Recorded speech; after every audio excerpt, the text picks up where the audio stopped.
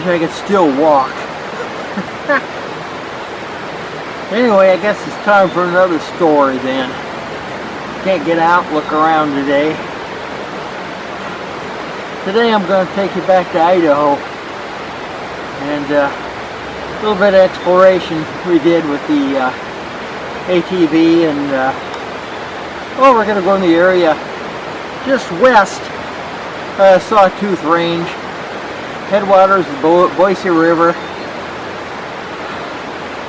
Come along, it's an interesting place. I'll tell you a few stories.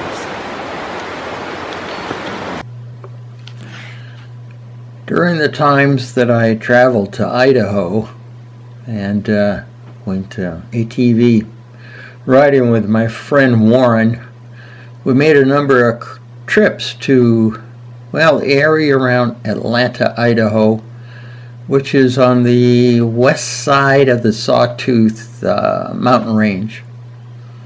And in order to get there, of course, we had to go up the Boise River. Was one way. The other way was to go up to the pass and cut across. But in each case, we always stopped at Idaho City and had breakfast at Trudy's. Now, this is one of the corners of the streets in Idaho City. It's kind of an interesting looking place. I never stopped to look at it. I presume it was an antique store, I'm not sure. But anyway, we passed through this area on the way up to Atlanta. The other nice thing about stopping at Trudy's for breakfast, they had the biggest pies I ever seen in my life.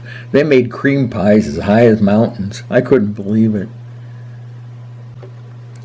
The road up to Atlanta and Sawtooth mountain range, Sawtooth Wilderness, one of the ways up, of course, is up the Boise River and up through the Boise River Canyon. And this is what it looks like. Very pretty up there, let's put it that way. But fast running water, and a lot of it had been burned over during the last 15-20 years. They had some really big forest fires up in there, but it was all growing back. And I imagine now, since another 10 years has passed or better, that it's really grown back. Anyway, I believe the area around Atlanta got its name from Confederate soldiers who left Atlanta, Georgia right after the Civil War. Many of them came to Idaho and tried their hand at mining, gold mining. I know one group went over to the Snake River Canyon, and I believe another group came to this area here at Atlanta. It was a real, they had a mini gold rush here. People still look for gold. They got the little sluice boxes and so forth. Atlanta is not a very large community. In the wintertime, I think there's only maybe a dozen people there. It's very difficult to get to. People do come up the road in the wintertime using snow machines. I think it's a pretty high elevation community. I think it's over 5,000 feet elevation. It's an old town, a lot of old buildings. Some are abandoned. Some people have turned others into summer home cabins. And there was a few new cabins in the area. I think maybe there could be 40, 50 buildings all total, including this old schoolhouse. There's a small store, and there's a small lodge. Yeah, it's pretty much just like a big open tavern with cabins you can rent called Beaver Lodge. And we'd sometimes have breakfast or dinner at the lodge. And I made 2 or 3 trips up there. I think we stayed at the cabins twice, and we camped out another time up at the campground, which is about 4 or 5 miles up the road further, where all the hot springs are. Here's a picture showing the area around Atlanta. Atlanta is down below there in the valley.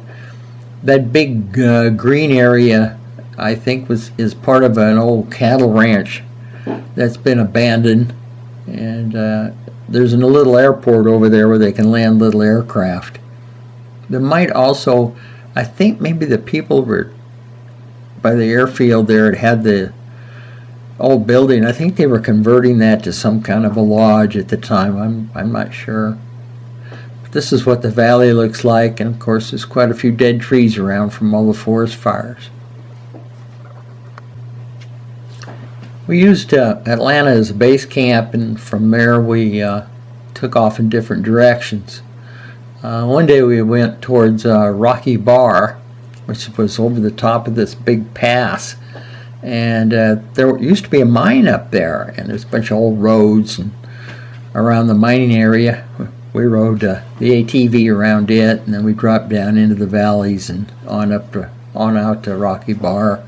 Most of these peaks are 8,000–9,000 feet tall. This one area right here had severe fires. I mean, the fires were so hot it actually burnt the soil so that nothing will grow on it. But it's slowly coming back. Very pretty area to go through. Even after it burned, just makes a lot of contrast in photographs, and because there was firefighting going on and there's mining going on, there's a lot of little roads and trails that branch off in multiple areas. There's also some old trailheads that go up into the mountains up there if you want to do some hiking and stuff. It's a really kind of a fun, interesting area. Here's some old mining equipment. I think in some areas, like this area here, they dredge gold. You can see the piles of the tailings stacked up. Big boulders they took out of the river or ponds or whatever. They may have had a dredge out here, floating type dredge, barge. People still dredge the river. They got their little machines going with dredges, and people got their wetsuits on, and they're checking around the big boulders and other places where they figure some gold may have been missed. But most of the gold mining in this area, of any commercial value, is over. But there's still people going up there and finding things. When you're out driving the roads and the trails and stuff, the ATV, number one, you're going to find a lot of washouts. There'll be a lot of places you might want to go that the road and the trail's been washed out. There's just no way to get up into that area. You just got to give up because they don't maintain those things. The other thing is you're going to definitely need to take a chainsaw with you.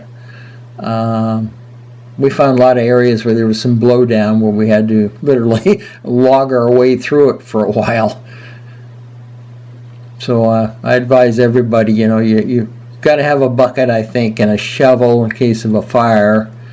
But I definitely would take some kind of I'd take some axes and saws and probably a chainsaw if I was going to travel that area. This is the, I believe, the Forest Service cabin at Atlanta. And I'm not sure, but I think this was an osprey nest. I saw some golden eagles and a few other things. We did see some wolf tracks. The wolves in the area take a heavy toll of the fawns and the young elk. Every year, every spring, they lose quite a few, I guess, to wolves. This is some wolf scat or dung, and you can see looks like deer hair. They probably killed a young fawn right after it was born. They're pretty defenseless. Something else that's really interesting about the area are all the hot springs. And there are hot springs everywhere, all along the river, along the creeks. The hot water just pours right out of the ground into a little pool, and from there it pours into the river. Some of them have been cleaned out and enlarged where people go and sit in the hot springs. We didn't see too many people when we were up there. I guess it's more popular nowadays, especially the hot springs area. The other thing about the hot springs is that early in the morning it seems to attract deer. Every time we got up early in the morning, got out to travel around the hot springs, we'd see a lot of mule deer. I think they were probably, never saw them in the hot springs, but I saw them around them. And I think what they're doing is they're after the salt and the minerals. Mostly the deer. The elk I didn't see around the hot springs like I did the deer. It seems like all the little creeks and streams had fish in them. Mostly little brook trout. I think that was probably the main trout, unless they plant some of them, but I don't think they do. But all these little tiny rivulets, I couldn't believe it. They're really small. You step across some of them, and there'd be brook trout scurrying all over the place. We saw lots and lots of deer in the area. It was interesting. We mostly saw the bucks traveling together. The does looked pretty thin, so we thought they had dropped their fawns and they were out foraging and then going back to find them later. Fawns don't have any smell or anything, so they would be very difficult to be located if you were a wolf, unless you saw the mother deer and the fawn together, and then you'd have a problem. At least the deer would have a problem. Like I said, the wolves were taking a lot of young deer. Even though the area had been burned off in places, it was still just beautiful. The weather is nice. You're up at high altitude, 4,000 or 5,000 feet, sometimes 6,000 feet. And it's warm, but it's cool at the same time. It's quite pleasant. I was amazed at all the butterflies and things I would see, and the bees and the little insects, colorful ones. I saw whole areas that were just solid butterflies flying around. I hadn't seen anything like that since I was a kid. And of course we'd have road washouts, and then sometimes the creeks would just change course and they'd come right down the road. So some of the areas were quite a challenge to take the ATV on, but it was fun. They were a very beautiful place. I'd like to go back there again. Of course, I don't know anybody that's got an ATV to take me and drive me around. It was just fun to watch all the deer along the river, along the trails and the backwoods and stuff. There's still, even though there was a lot of forest fires in the area, there was still some areas of large trees, virgin stands of timber. The one time we did camp in the campground, in the tent. This is Warren's old Coleman tent. But anyway, we got awakened at night by what they say was probably one of the largest thunder electrical storms that they'd ever seen in that area in the history of that they had. Even the weather people who got back on TV said it was one of the biggest lightning storms that they'd ever seen. I was just flabbergasted. I'd look up and the sky was just one continual flash after another. Went on for hours. Which really strange is that the lightning in that storm seemed to stay kind of high up, and as far as I knew, it did not set off any fires, which surprised us. But anyway, it was a massive electrical lightning storm with thunder that I couldn't even imagine something being like that. It was so fierce. It just shook the ground, and it was just like somebody was lighting off rows of firecrackers in front of your face. It was just mind-boggling. The highest mountain in the area is Greylock Mountain. It's 9,363 feet tall. It's got a lot of rock slide in it. And the last time we were there, just before we had gotten there, they had a microburst rainstorm right on top of that Greylock Mountain. And they said the water was pouring off of it like rivers, and it was causing massive rock slides. But anyway, we went over to some of the areas over there where we had run the ATV before, and rock slides had gone completely across the road from that mountain. There were areas we couldn't get to anymore because of all the rocks that had come off that mountain during that microburst.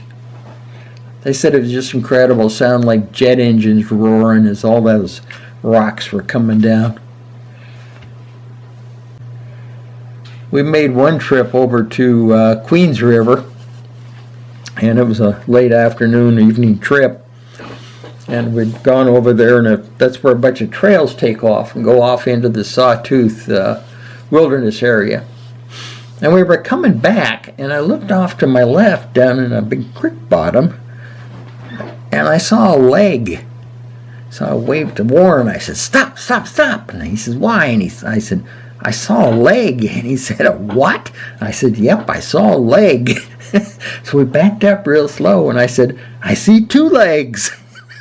So we backed up a little bit more where we could see through the brush. Well, I could see four legs now, and I know what it is.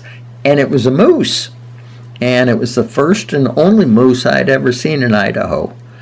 It wasn't a real big moose, but it was a male moose with pretty good sized horns. Nothing like you've got in Alaska, but there are moose in Idaho, and I got to see one. Started out seeing legs, though. We visited a number of areas, including the Flint Creek area, the Grouse Creek area, Rocky Bar, went down south as far as Pine and Featherville. And we spent, I think, about 3-4 days in that area just wandering around. We saw mule deer, elk, beaver, but we didn't see any wolves. Like I said, we saw moose. And there are black bear in the area, but we didn't see any. Didn't see any sign of any either.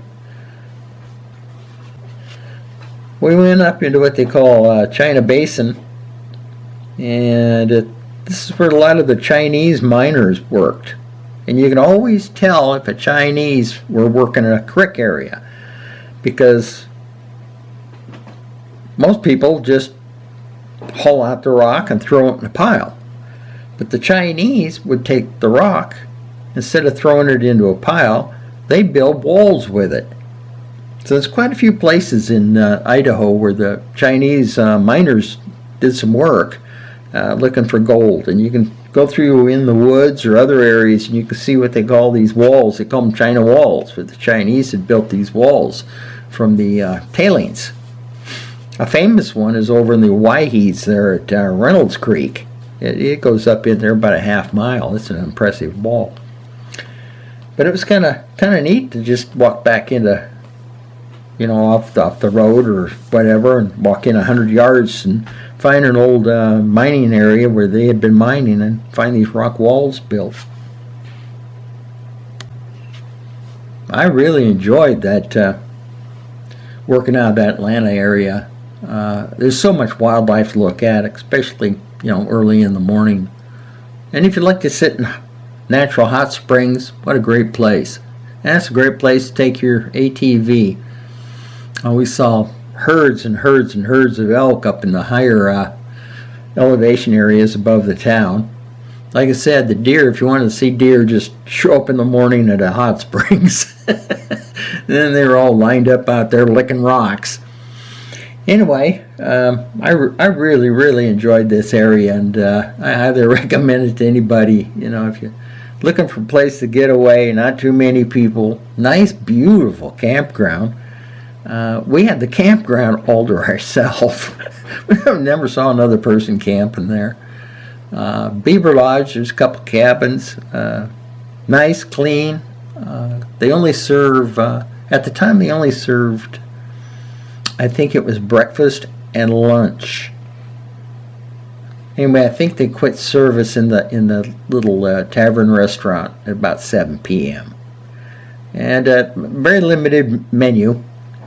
But, you know, if you're only there a couple days, you only need to eat a few things anyway. Being safe, we just went there and had hamburgers. And they were good burgers. Anyway, there weren't too many people around when we were there. We were pretty much just talking to the owner all the time. I don't know why. We were there in end of June, and you'd think there'd been more people, but there weren't. But what a beautiful place to, you know, spend some time. One of my favorite areas. All around Atlanta, Idaho, and the headwaters of the Boise River, and the edge of the Sawtooth Range. I hope you enjoyed that true story about my trip into Idaho and Sawtooth Range. I miss going to Idaho. Last year my friend in Idaho, he passed away, and that'll be the last of my trips, but I'm going to have another story and a video coming up of our trip down into the big Grand Canyon of the Snake River. So, until next time, I'll catch you later.